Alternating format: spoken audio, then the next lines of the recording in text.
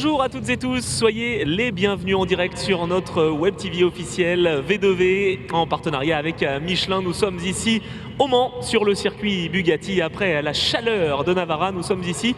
Nous sommes en octobre, il fait un petit peu plus frais, mais voilà, les voitures commencent à prendre place, en tout cas sur cette piste, les voitures Feugnot, car oui, il y aura bien 4 courses au programme de ce week-end ici même, avec donc 4 courses aujourd'hui et de nombreuses courses demain, bien sûr, on n'oublie pas, 2 journées de compétition, 2 journées de passion là aussi.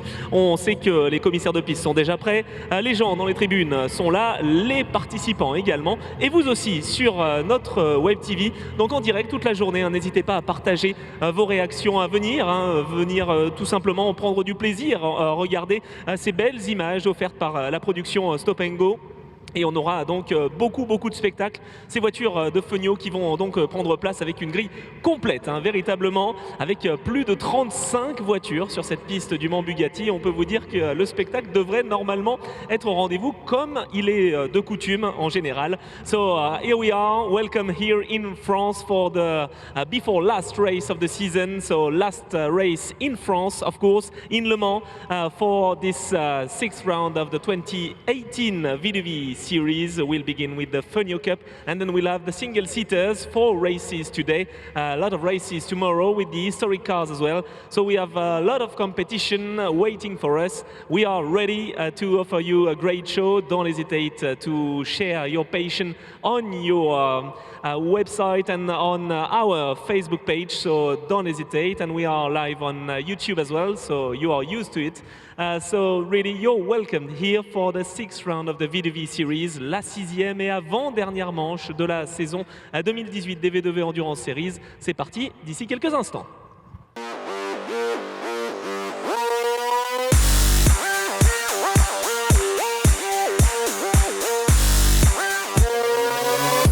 On commence ce résumé avec la première course Feugnot du week-end. Les pilotes sont concentrés pour cette manche finale de la saison 2018 où le champion du challenge sera connu d'ici quelques heures. Le départ est donné, le leader du championnat Aurélien Robineau s'élance en pole position devant Jonathan Dessens et Cédric Gardin. Très mauvais envol des 2 pilotes AG Bleu Mercure sur la 2e et 3e position, ce qui permet à Frédéric Fauchère sur la voiture noire et Nicolas Canard sur la voiture blanche numéro 20 de s'emparer des 2e et 3e positions. Attention, en arrivant à la première chicane, ça risque d'être un petit peu compliqué pour l'ensemble des 39 voitures engagées ce week-end. Et oui, contact déjà avec Olivier Gauclair qui a été pris au piège, Philippe Bonnel, Jean-Claude Roland, Frédéric Lachenal et Yves Oran. J'ai l'impression le safety car est appelé quelques tours avant que la course ne reprenne ses droits.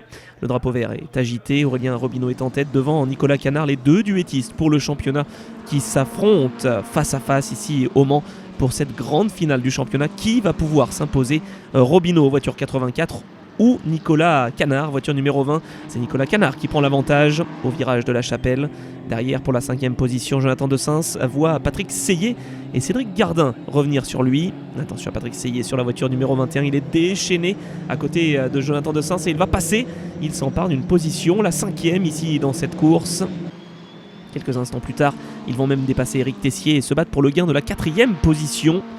Attention donc avec Patrick Seillet sur la voiture blanche, Jonathan Dessens sur la voiture orange. Et derrière, c'est Cédric Gardin qui s'empare d'une position supplémentaire au détriment d'Éric Tessier.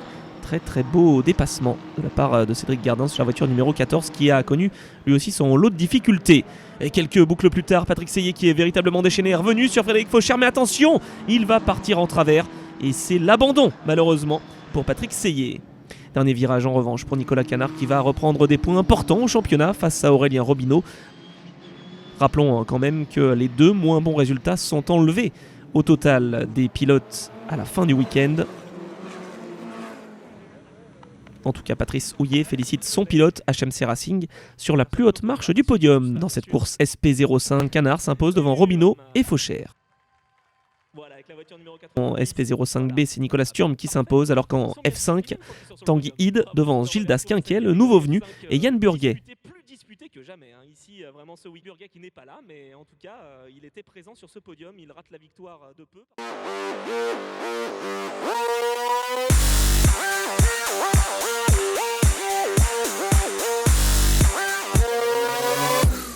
La première course monoplace du week-end du Mans et la pole position du leader du championnat Nicolas Varronnet aux côtés de Grégory Segers.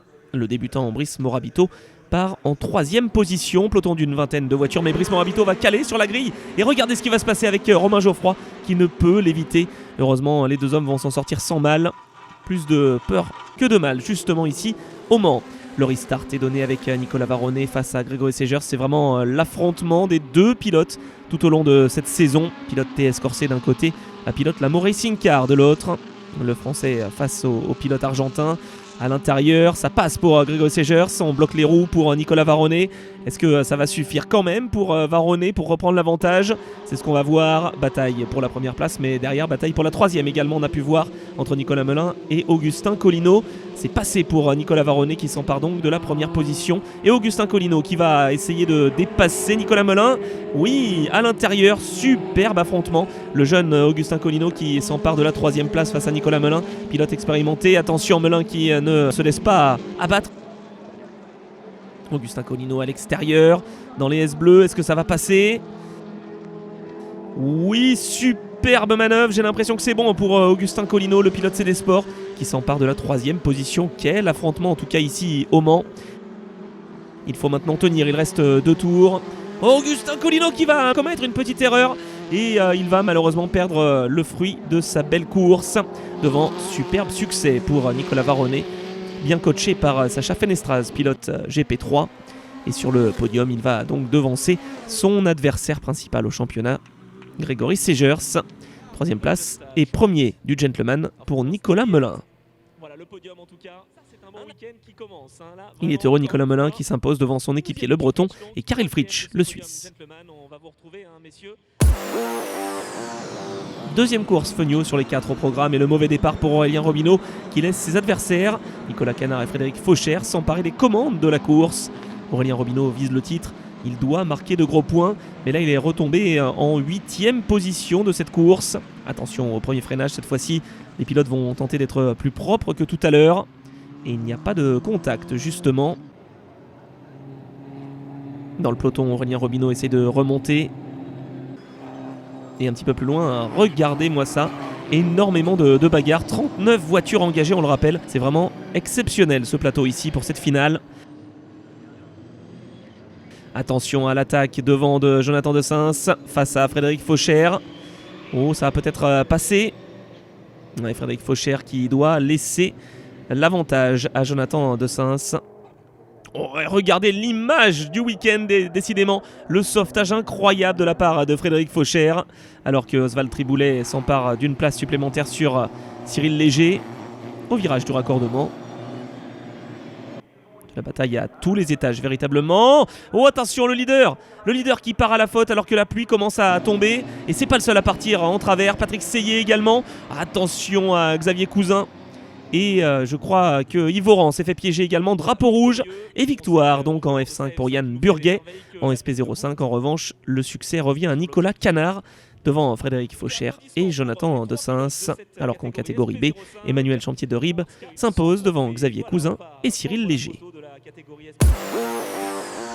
Deuxième et dernière course monoplace du week-end et une nouvelle pole pour Nicolas Varronnet. Mais l'Argentin doit se méfier de son adversaire Grégory Segers comme depuis le début de saison. Attention, les conditions climatiques sont assez difficiles. Les pilotes en cette fin de première journée de compétition doivent affronter la pluie qui se fait de plus en plus pressante. Attention à la première chicane. Ça pourrait être un petit peu compliqué. Notamment derrière, regardez le Breton qui part en travers. Et qui va donc devoir repartir du fond de peloton. Le safety car va être appelé rapidement. Et au restart, on va être reparti. Course d'une demi-heure, on le rappelle, pour ces monoplaces. Attention avec un pilote qui se fait piéger.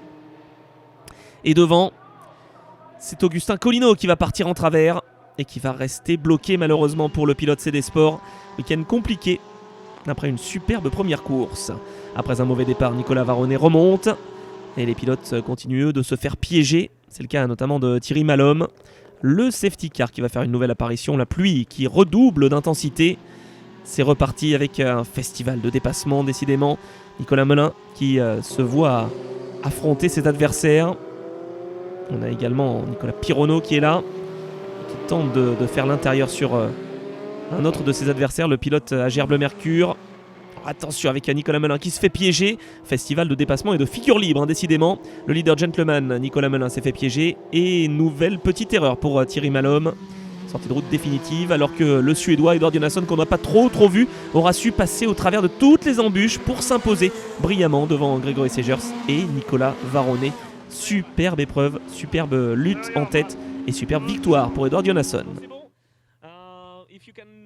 En catégorie gentleman, succès pour le pilote suisse Karel Fritsch qui peut être satisfait devant le Breton et Nicolas Melin. La troisième course du Challenge Feugnot, le titre peut d'ores et déjà être décerné à départ correct de toutes les voitures, sauf peut-être pour le champion en titre Nicolas Canard qui se retrouve en difficulté et qui doit ralentir, passer par 3 de ses adversaires. Compliqué, alors que devant c'est bien les 2 pilotes Wintec qui sont en tête avec Frédéric Faucher devant Édouard Herry. Tout se passe bien au premier virage. Mais quelle déception pour Nicolas Canard, décidément, qui doit reprendre des points sur Aurélien Robineau. Ça y est, ça passe sur Jonathan Dessins. Attention, c'est juste face à Aurélien Robineau. Et il va s'emparer d'une position supplémentaire face à Aurélien. Attention, désormais, l'objectif c'est de revenir sur Édouard Herry. Nicolas Canard qui se décale avec sa voiture numéro 20, le champion en titre, on le rappelle. Et il s'empare de la 2e position. Il attaque comme un beau diable. Oh, attention, alors que le leader part en travers, Frédéric Faucher. Nicolas Canard passe à l'extérieur et c'est le contact. Le contact entre les 2 voitures. Quelle catastrophe pour Nicolas Canard. Et Aurélien Robineau pourrait bien décrocher le titre désormais. Après l'abandon de Nicolas Canard. Oh là, dans le peloton, ça continue avec Emmanuel Lyon qui part en travers. Et Aurélien Robineau qui attaque. Il attaque fort, Aurélien, avec la voiture numéro 84. Il a vraiment un super rythme. Et il a vu que son adversaire avait été contraint à l'abandon. Forcément, ça doit le libérer. Yann Burguet, Tanguy Ide se battent eux pour la place de leader de la catégorie F5 au milieu des SP05. Superbe prestation de leur part. Les F5 qui sont moins puissantes que les SP05 et qui font tout de même des merveilles. Aurélien Robineau face à Cédric Gardin. Cédric Gardin qui passe à l'intérieur pour le gain de la 4e position. Et peut-être va-t-il réussir une manœuvre sur Édouard Herry. Édouard Herry qui part un petit peu large au virage du raccordement. Et ça passe pour Cédric Gardin. Superbe performance pour l'équipe AGR Bleu Mercure, puisque c'est Jonathan Dessins qui va s'imposer pour la première fois de l'année devant Frédéric Faucher. Et donc Cédric Gardin, 3e. En F5, Yann Burguet s'impose devant Tanguy Ide et Gildas Quinquet.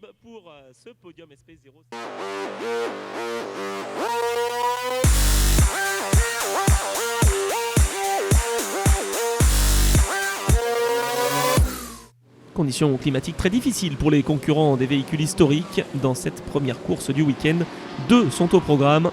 En Saloon Cars, on a la pole position pour Fabrice Lefebvre et son Audi, juste devant la voiture d'Alain de Rogna. Attention, Ferdinand Cup, on se fait un petit peu piéger. C'est notamment le cas de la voiture numéro 6. Cette voiture pilotée par Guillaume Noiret et Ambroise Dupont. Oh là là, les erreurs qui s'enchaînent. Et oui, conditions climatiques très très difficiles. Mais en Saloon Cars, un homme sera vraiment impérial. Il s'agit de cette voiture numéro 30 et du pilote Fabrice Lefebvre, qui au terme de la première demi-heure va s'imposer en Saloon Cars. Le drapeau donc est agité. Ce n'est pas un drapeau à damier, mais c'est bien un drapeau qui conclut cette épreuve de Saloon Cars. Victoire de l'Audi numéro 30 devant la BMW d'Alain de Rogna. Et la 3e position pour Vincent Drouillot. La course continue pour les véhicules VHC V2V avec notamment la Porsche numéro 968 qui part en travers avant de repartir de plus belle. Gilbert Domas au volant de cette voiture engagée en Ferdinand Cup. Oh, dommage pour la voiture numéro 20, celle de Christian Noret qui n'ira pas plus loin. Et superbe bataille en tête en GT entre la Porsche numéro 5 de l'équipe Somotec Polybay et la voiture numéro 91 d'Emmanuel Brigand. Attention à Emmanuel Brigand qui part un petit peu large, mais est-ce que ça va tenir pour le pilote Crubile Sport? Oui, le drapeau à damier est agité. Superbe affrontement et très très belle victoire d'Emmanuel Brigand devant Sébastien Morales. En Saloon Cars, confirmation de la victoire de Fabrice Lefebvre. Bernard Zimmer et Axel Deferrand s'imposent en proto. En GT, Emmanuel Brigand l'emporte devant Sébastien Morales et notre duo de pilotes féminines, Carole Quignou et Séverine Moreau.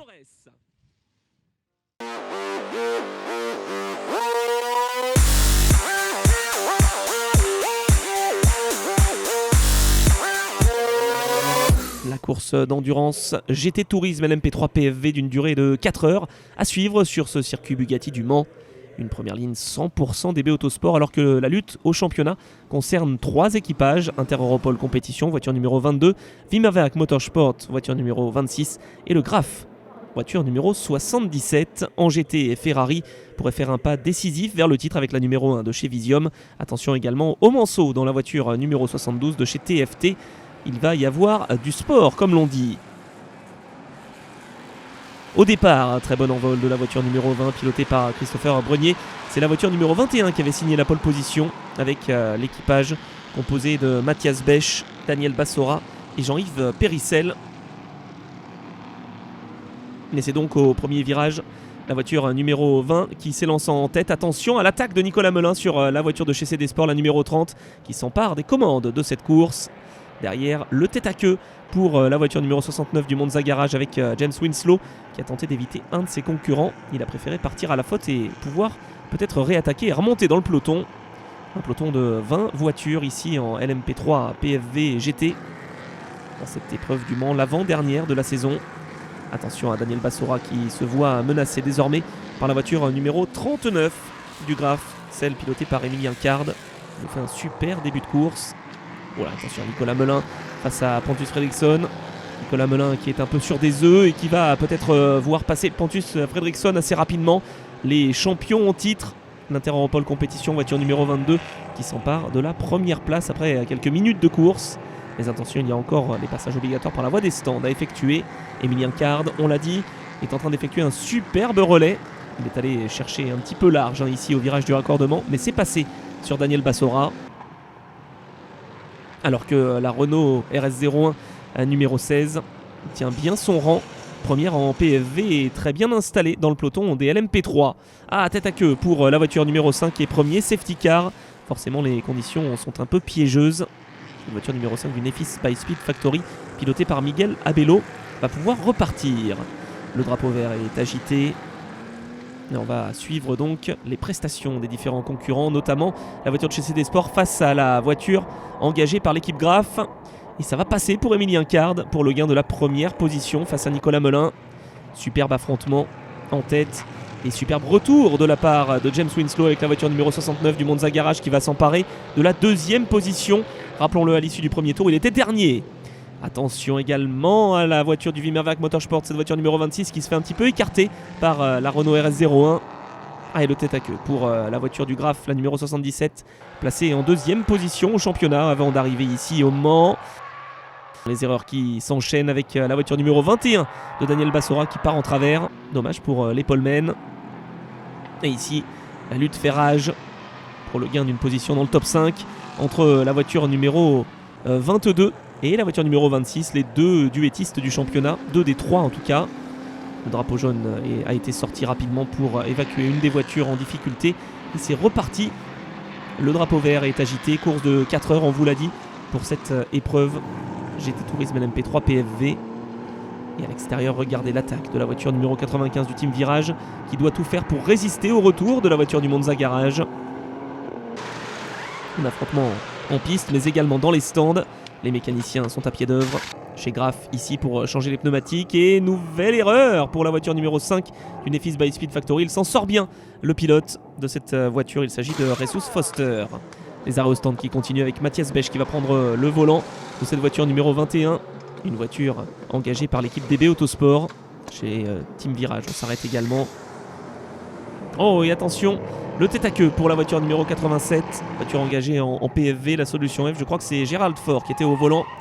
Oh, et attention également au tête à queue pour la voiture numéro 22 de l'équipe Inter-Europol Compétition. Et un nouveau tête à queue pour la voiture numéro 5 du Nefis by Speed Factory. Les événements qui s'enchaînent avec également une erreur pour la voiture numéro 9 du TFT SO 24. Et un nouveau tête à queue pour la voiture numéro 21. Dommage, Jean-Yves Périssel s'est fait piéger au virage du musée. En tout cas, la course est bien lancée. Et certains pilotes se font malheureusement piéger. Alors regardez le tête à queue pour Ludovic Cochet. Et c'est très très juste là avec notamment les leaders du championnat. La voiture numéro 26 du Wimmerwerk Motorsport qui part en travers et qui va pouvoir repartir fort heureusement. La voiture 33 de l'équipe Inter-Europol Compétition a également été prise au piège.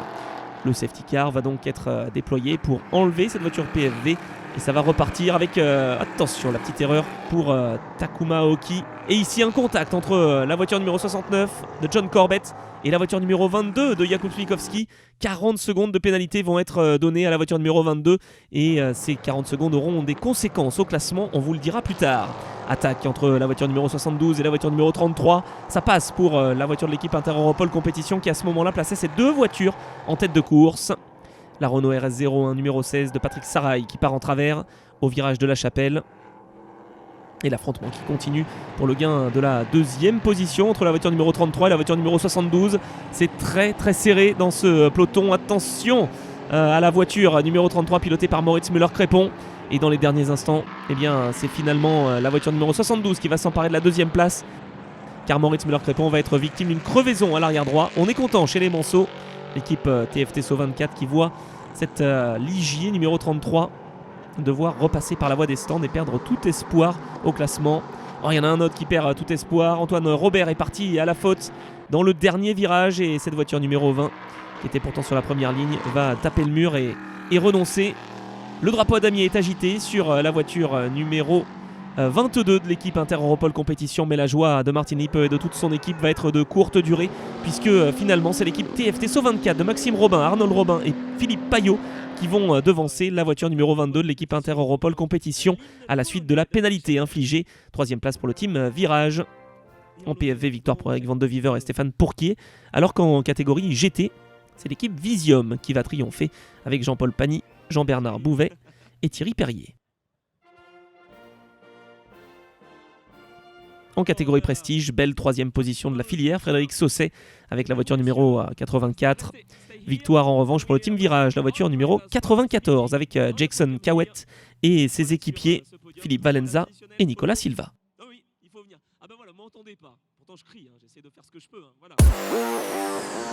D'une course à l'autre, les conditions climatiques sont radicalement différentes. Les pilotes VHC et V2V vont pouvoir se régaler à bord de leur magnifique machine. Signalons tout de même la présence d'une légende du tennis mondial, Henri Lecomte, à bord de la TVR numéro 11 qu'il partage avec Eric Van de Viver et Patrick Brossard. Au départ, tout s'est bien passé. En Salon Cars, c'est la voiture d'Alain Deronia qui a pris les commandes, alors qu'on aperçoit la variété de voitures qui sont engagées dans ce peloton. On voit une Caterham, on voit une JD Gordini, on voit des Porsche également, qui sont engagés notamment en Ferdinand Cup. Et puis une superbe voiture également, une voiture engagée par un pilote passionné là aussi, la voiture numéro 169 de Pascal Facchinetti, une Chevrolet Camaro de 1969. L'affrontement fait rage en Salon Cars avec le leader, la BMW du pilote Alain Deronia face à cette Audi de Fabrice Lefebvre. Fabrice Lefebvre qui ne pourra rien faire en Salon Cars face à Alain Deronia et sa BMW qui va l'emporter dans cette deuxième et dernière confrontation du week-end. La voiture numéro 5, celle du Somotec Polybay, va s'imposer au général et en GT. Il s'agit de Sébastien Morales, donc coaché par Bernard Moreau, son beau-père. Bernard Zimmer et Axel Deferrand s'imposent en proto. Sébastien Morales s'impose devant Patrick Brossard et Henri Lecomte, alors qu'en Ferdinand Cup, Pierrick Bunouf va l'emporter. Merci beaucoup messieurs et dames, et donc la dernière course. La toute dernière course du Challenge Feugnot de l'année. Nous connaissons le nom du champion, Aurélien Robineau, mais l'objectif pour Nicolas Canard est de sauver une deuxième place au général. Meilleur départ pour Frédéric Faucher, encore une fois. Il s'était illustré l'an passé à Portimao. Peut-être va-t-il pouvoir s'imposer ici dans cette dernière course du week-end. Après sa déconvenue de la troisième course, Nicolas Canard est lui déchaîné. Il part un petit peu plus loin, mais avec sa voiture numéro 20, il va tenter de remonter rapidement dans le classement. Un peloton très fourni, on vous l'a dit, pour ce Challenge Feugnot. Et Nicolas Canard qui porte son attaque sur Claude Chaumeau. C'est une position supplémentaire de gagner. Nicolas Canard qui est désormais revenu dans le top 5. Attention avec devant l'attaque de Jonathan De Sainz face à Frédéric Faucher. Tout cela pour le gain de la deuxième position. Derrière Aurélien Robineau. Et à l'intérieur, regardez, avec la voiture numéro 35 d'Ivoran qui s'empare d'une position face à Cyril Léger. Ouais, on ne se fait pas de cadeau dans ce peloton.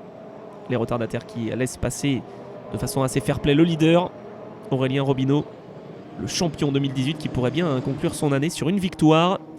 Attention également dans le peloton avec Eric Soares et Cyril Léger pour le gain d'une position dans la catégorie B. Oh, Olivier Gauclair qui s'est fait piéger malheureusement, alors que c'est la victoire pour Aurélien Robineau qui célèbre donc idéalement son titre. Deuxième place pour Jonathan Dessins et troisième position pour Nicolas Canard qui est revenu sur le podium final de cette épreuve. On va se quitter sur ces beaux podiums. L'épreuve du Mans est terminée. Merci de l'avoir suivi en notre compagnie.